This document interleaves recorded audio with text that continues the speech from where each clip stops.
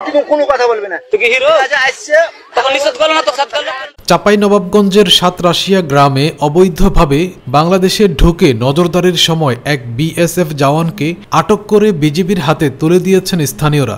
এমন একটি ভিডিও সামাজিক মাধ্যমে ভাইরাল। এই ভিডিওতে দেখা যায় একজন ভারতীয় জওয়ানকে কলা গাছের সাথে পিচমোড়া বেঁধে রাখা হয়েছে। স্থানীয়রা তাকে জেরা করছেন। গত বেশ কয়েকদিন ধরে ভারতীয়দের বাংলাদেশে পুশ ইন করছে বিএসএফ। এ নিয়ে সীমান্তে উত্তেজনা বিরাজ করছে। এমন পরিস্থিতিতে বিজিবির সাথে যুক্ত হয়ে স্থানীয় মানুষও সীমান্তে সতর্ক পাহারা দিচ্ছেন। বর্তমানে ওই বিএসএফ সদস্য জোহরপুর বিওপি ফাঁড়ির বিজিবির হেফাজতে রয়েছেন।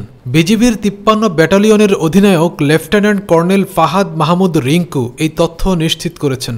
নারায়ণপুর ইউপি চেয়ারম্যান নাজির হোসেন জানান, সীমান্তে শূন্যর রেখায় ছাগল তাড়াতে গিয়ে এক বিএসএফ সদস্য বাংলাদেশে ঢুকে পড়েন। পরে তাকে স্থানীয়রা আটক করে বিজিবির হাতে তুলে দেয়।